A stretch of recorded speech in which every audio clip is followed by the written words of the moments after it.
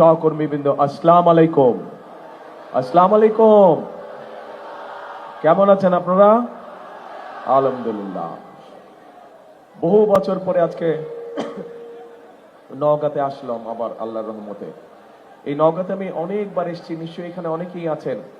আগে প্রায় প্রতি শীতেই আমি আসতাম, সেই গ্রামে গ্রামে চলে যেতাম, কম্বল নিয়ে দুস্থ মানুষদেরকে কম্বল বিতরণ করতাম।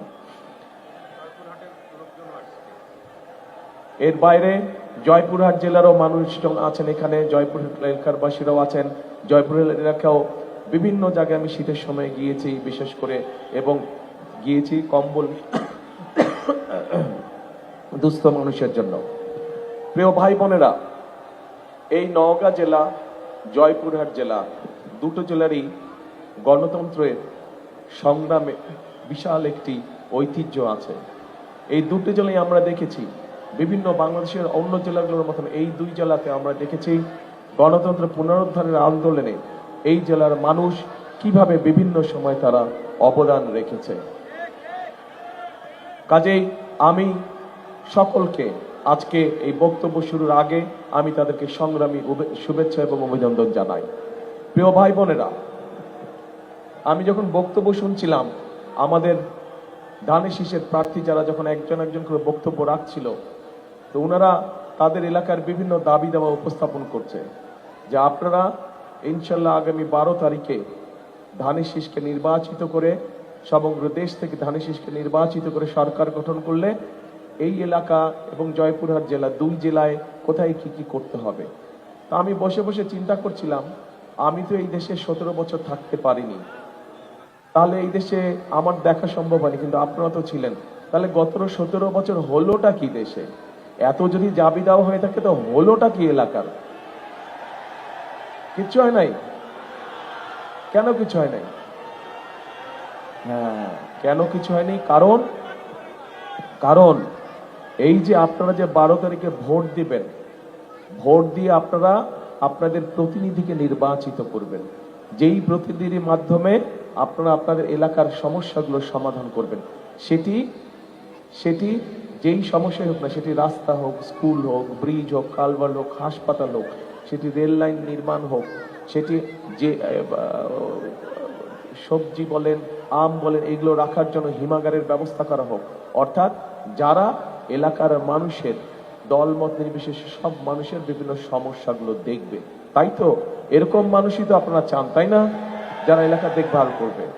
সেই জন্যই আমরা দেখে শুনে বুঝে আমরা জয়পুরহাট থেকে 2 জন এবং নওগাঁ থেকে আমাদের দলের 6 জনকে আমরা নির্বাচিত করেছি, যাদেরকে এবার আমরা ধানের শীষের তুলে দিয়েছি। আসেন তো ভাই, আপনারা একটু সামনে আসেন তো। 6 জনের 8 জন, সরি 2 জনের 8 জন, শুধু প্রার্থীরা, অনলি প্রার্থীরা। দাঁড়ান, আমার পাশে দাঁড়ান। রানা আসতে ভাই, ধাক্কা না, তুমি ধাক্কা নিয়ে পড়ে যাবো। দাঁড়ান, যে কোনো দাঁড়ায় যান। এই যে হ্যাঁ, তুলেন, ধানের শীষ তুলেন। এই 8 ব্যক্তিকে আপনাদের সামনে আমরা দিয়েছি। এই 8 ব্যক্তিকে আপনারা 12 তারিখে নির্বাচন করবেন। 12 তারিখ পর্যন্ত আপনারা এদের সাথে থাকবেন। 12 তারিখে নির্বাচিত হলে ইনশাল্লাহ 13 তারিখ থেকে এরা আপনাদের সাথে থাকবে। ঠিক আছে তো? চিনেন সবাইকে?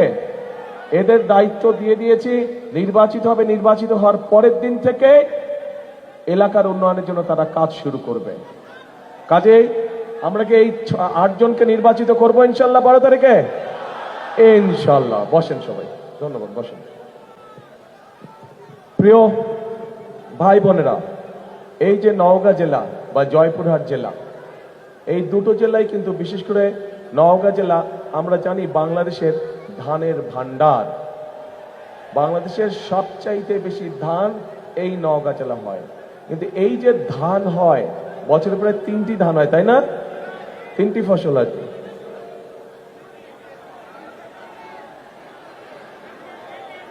1 2 3, তাই তো কইলাম ভাই, আমি তো 1 2 3 বলছি। হ্যাঁ, 3। এই যে 3টা হয়, এটা কবে থেকে হলো? এটা শহীদ জিয়াউর রহমানের সময় থেকে এটা শুরু হলো। বরেন্দ্র প্রকল্প শহীদ জিয়া যখন চালু করলেন, আস্তে আস্তে ধীরে ধীরে পরবর্তীতে খালেদা জিয়া এটিকে আরো প্রকল্প বড় করলেন। এইটার অংশ হিসাবে আস্তে আস্তে কৃষকরা পানি পেল এবং এখানে ধান উৎপাদন হলো, বছরে 3টা ধান উৎপাদন, এবং নওগাঁ বাংলাদেশের সবচেয়ে বড় ধান ভান্ডারে পরিণত হলো। প্রিয় ভাই বোনেরা, আমি সবসময় একটা কথা বলি, শুধু নওগাঁ জেলা না, নওগাঁ জেলা বলেন, জয়পুরহাট জেলা বলেন, বগুড়া জেলা বলেন, নাটোর বলেন, রাজশাহী বলেন, ময়মনসিংহ বলেন, কুমিল্লা বলেন, সব জেলাতেই কিন্তু আমাদের মূল পেশা, প্রধান পেশা কোন পেশা? কৃষক। আমাদের কৃষক ভাইরা, কাজে কৃষক ভাইদেরকে যদি আমরা ভালো রাখতে পারি তাহলেই বাংলাদেশ ভালো থাকবে, এইটি মনে প্রাণে আমরা বিশ্বাস করি। শহীদ রাষ্ট্রপতি জিয়াউর রহমান সেই জন্যই কৃষকদের ব্যাপারে, কৃষকদেরকে ঋণ দেওয়ার ব্যাপারে, কৃষকদেরকে পানি সেচের ব্যবস্থা করার জন্য বিভিন্ন পদক্ষেপ গ্রহণ করেছিলেন। এখানে অনেক মুরব্বী আছেন, এখানে অনেক কৃষক আছেন, মুরব্বী কৃষক আছেন। আপনাদের মনে আছে দেশনেত্রী খালেদা জিয়া যখন প্রথমবার সরকার গঠন করলেন তখন উনি 5,000 টাকা পর্যন্ত কৃষি লোন সব উনি মওকুফ করে দিয়েছিলেন। 10,000 টাকা পর্যন্ত 10,000 টাকা পর্যন্ত কৃষি ঋণের সুদ মওকুফ করে দিয়েছিলেন। এখানে একজন আমাদের সদস্য, একজন প্রার্থী, উনি দাবি করে দিয়েছেন যে, একটি দাবি তুলেছেন যে আগামীতে ইনশাল্লাহ আমরা সরকার গঠন করলে 10,000 টাকা পর্যন্ত কৃষি ঋণ মওকুফ করে, বলছে না?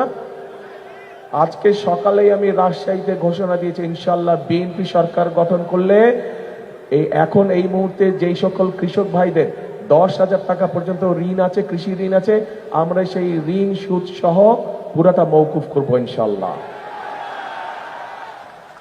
প্রিয় ভাই বোনেরা, শুধু ঋণই আমরা মওকুফ করব না, এর মধ্যে নিশ্চয়ই কম বেশি সবাই জানেন কৃষক ভাইদের জন্য আমরা আরেকটি পরিকল্পনা গ্রহণ করেছি। সেটি হচ্ছে যে কৃষক ভাইদের, সারা বাংলাদেশের সকল কৃষক ভাইদের কাছে আমরা একটি কার্ড দিব, কৃষক কার্ড নাম। এই কার্ডটির নাম কৃষক কার্ড। শুনছেন? এর মধ্যে কৃষক কার্ড। এইটি আমরা ধীরে ধীরে, একবারে তো পারবো না, ধীরে ধীরে ধীরে ধীরে আমাদেরকে যেতে হবে। কিন্তু সব রকম প্রান্তিক কৃষক বলেন, ক্ষুদ্র কৃষক বলেন, মাঝারি কৃষক বলেন, বৃহত্তর কৃষক বলেন, সব কৃষক ভাইদের হাতে আমরা আস্তে আস্তে এই কৃষি কার্ডটা পৌঁছে দেব। এখন এই কৃষি কার্ড দিয়ে কি হবে? এই কৃষি কার্ডটা যখন তার কাছে পৌঁছবে তখন এই কৃষি কার্ডের মাধ্যমে আমরা সেই কৃষক ভাইয়ের অন্তত একটি ফসলের, সে যদি আলু চাষ করে অথবা পেঁয়াজ চাষ করে বা যেটাই সে চাষ করুক না কেন, যেটাই করুক, একটি সিজনের একটি ফসলের, তার একটি ফসলের যাবতীয় বীজ, সার, কীটনাশক, তার যেটা একদম প্রয়োজন সেটি আমরা তার কাছে পৌঁছে দেওয়ার চেষ্টা করব, যাতে করে, এবং এটা কয়েক বছর চলবে, যাতে করে ধীরে ধীরে সেই কৃষক ভাইটা একটা শক্ত অর্থনৈতিক মেরুদণ্ডের উপরে দাঁড়াতে পারে, তার অর্থনৈতিক ভিত্তি যাতে শক্ত হয়। শুধু এটাই নয়, এই কৃষক কার্ডের মাধ্যমে তার জন্য কৃষি ঋণ পেতে সুবিধা হবে। এই কৃষক কার্ডের মাধ্যমে হঠাৎ ঝড় বৃষ্টি বন্যা কিছু হলে যদি ফসল নষ্ট হয়ে যায় তখন সে কৃষি বিমার থেকে, বিমা যেটি হবে ফসলের, সেই বিমার টাকাটা পেতে তার জন্য সুবিধা হবে। কাজে আমরা কৃষক ভাইদের জন্য এই পরিকল্পনা গ্রহণ করেছি। এখন আমাকে বলেন, এই এলাকার এবং জয়পুরহাটের মানুষ, ম্যাক্সিমাম মানুষ কৃষিকার্যের সাথে জড়িত। এই যে কথাটা বললাম, এই কাজটা যদি আমরা করি, আপনারা কি মনে করেন কৃষক ভাইদের ভালো হবে? কি পিছনে তো দেখি না, পিছনে কি বলে, ভালো হবে? আচ্ছা, ঠিক আছে। এখন তাহলে কি এটা করব, আমরা এই পরিকল্পনা বাস্তবায়ন করব? আচ্ছা, ইনশাল্লাহ। কিন্তু আমরা বাস্তবায়ন করার আগে আপনাদের একটা পরিকল্পনা আছে, ওটা আমি পরে জানছি। এরপরে আসেন, এরপরে এইখানে ধানের পাশাপাশি অন্যান্য অনেক শাকসবজি হয়, আম হয়, রাজশাহীতে হয়, এখানে হয়, এই অঞ্চলে প্রচুর হয়। কিন্তু একটা সমস্যা আছে যে অনেক সময় এগুলার হিমাগার পাওয়া যায় না। আমটা যে রাখবে, কৃষক রাখবে, তারপরে 2 দিন রেখে যদি 3 দিনের দিন ঢাকায় নিয়ে যাবে, এটা রাখার জায়গা নাই। আর ঢাকায় নিয়ে যেতে যেই সমস্যা, এই যে রেলের যেই সমস্যা, মানে ট্রাকের যেই সমস্যা, এটা আমরা ওয়াকিফাল আছি এই ব্যাপারে। এবং কৃষকদের খরচ যাতে কম হয়, ইনশাল্লাহ রেলের ব্যবস্থাটার প্রতি আমরা নজর দিব, যাতে করে রেল লাইন তৈরি করার মাধ্যমে শুধু কৃষিজাত পণ্যই নয়, একই সাথে মানুষও যাতে কম খরচে যেতে পারে সেই ব্যবস্থা ইনশাল্লাহ আমরা করব। প্রিয় ভাই বোনেরা, আমাদের পরিকল্পনার মধ্যে আরেকটি পরিকল্পনা আছে। সেটি হচ্ছে, আপনাদের নিশ্চয়ই মনে আছে, দেশনেত্রী খালেদা জিয়ার সময় এই দেশের নারীদেরকে শিক্ষিত করার জন্য, মেয়েদেরকে শিক্ষিত করার জন্য দেশনেত্রী খালেদা জিয়া একটি পরিকল্পনা নিয়েছিলেন যে ক্লাস 1 থেকে ক্লাস 12 পর্যন্ত মেয়েদের শিক্ষা ব্যবস্থা ফ্রি করে দিয়েছিলেন উনি। জানেন এটা? আচ্ছা, জানেন, ভেরি গুড। আচ্ছা, এখন আমাদের এই মেয়েরা কিন্তু বড় হয়েছে, তারা অনেকেই কিন্তু সংসার শুরু করেছে, নিজেদের সংসার আছে, কিন্তু সংসার তো আছে, শিক্ষিত হয়েছে, কিন্তু এই শিক্ষিত করলেই তো শুধু হবে না, শিক্ষিত হওয়ার পাশাপাশি তাদেরকে তো স্বাবলম্বী করতে হবে, তাই না? কাজেই এই মাদেরকে স্বাবলম্বী করার জন্য আমরা মায়েদের কাছে ফ্যামিলি কার্ড নামে একটি কার্ড পৌঁছে দিতে চাই, এবং এই ফ্যামিলি কার্ডের মাধ্যমে এটি দলমত নির্বিশেষ, শ্রেণী পেশা নির্বিশেষে সবাই পাবে। একজন কৃষকের স্ত্রী পাবে, একজন ইমাম সাহেবের স্ত্রী পাবে, একজন ভ্যান চালকের স্ত্রী পাবে, একজন school master, primary school master হোক, হেডমাস্টার সাহেব হোক, ওনার স্ত্রীও পাবে। অর্থাৎ সব ধরনের মানুষ পাবে, খেটে খাওয়া মানুষ সহ সবাই এতে পাবে, কোনো দলমত থাকবে না, এটা সবাই পাবে। এবং এটি শুধু পাবে নারীরা, শুধু মায়েরা এটা পাবে, গৃহিণীরা এটা পাবে। এবং এটির মাধ্যমে সরকারের পক্ষ থেকে আমরা তাদের কাছে প্রতি মাসে অল্প হলেও একটা সুবিধা আমরা তাদের কাছে পৌঁছে দিব, যাতে করে তারা সংসারটা স্বচ্ছন্দে চালাতে পারে, তাতে করে যারা এটা থেকে মা বোনদের উপকার হবে। আচ্ছা, এবার এখানে ওই খেলার কথা আসছে, ক্রীড়ার কথা আসছে। কে বললো স্টেডিয়াম? কে বললেন স্টেডিয়াম থেকে? আচ্ছা, ও দলমিও তো খেলাধুলা করতো, আপনি বিয়েতে ছিলেন না? ফুটবলে, ফুটবল ফেডারেশনে, হ্যাঁ, দলমিয়া নিজেও খেলাধুলা করতো, তো ওই জন্য খেলার কথা বলে গেছে। কিন্তু এই খেলার ব্যাপারটা আলাদাভাবে আমরা চিন্তা করে রেখেছি। এই খেলার ব্যাপারটা আমরা চিন্তা করে রেখেছি যে পড়ালেখা করলে শুধু কেন ডাক্তার হতে হবে, পড়ালেখা করলে শুধু ইঞ্জিনিয়ার হতে হবে কেন, পড়ালেখা করলে শুধু আর্কিটেকচার হতে হবে কেন? একটা মানুষ পড়ালেখা করে খেলোয়াড়ও তো হতে পারে, হতে পারে না? পৃথিবীর অন্য দেশে যদি হতে পারে, তাহলে আমাদের ছেলেমেয়েরা কেন প্রফেশনাল খেলোয়াড় হতে পারবে না? আমাদের ছেলেমেয়েরা তো খেলোয়াড় হয়েও তো ইনকাম করতে পারে। আমরা সেই ব্যবস্থা ইনশাল্লাহ গ্রহণ করছি যে আমরা আমাদের স্কুলগুলো থেকে যারা খেলাধুলায় ভালো তাদেরকে আমরা আলাদা ট্রেনিং এর ব্যবস্থা করব, যেই খেলাধুলায় ভালো, যাতে করে তারা বড় হয়ে প্রফেশনাল খেলোয়াড় হতে পারে, দেশে বিদেশে সব জায়গায় তারা খেলতে যেতে পারে এবং সেখান থেকে তারা আয় রুজি করতে পারবে। কাজেই খেলাধুলার বিষয়টাও আমাদের পরিকল্পনার মধ্যে রয়েছে।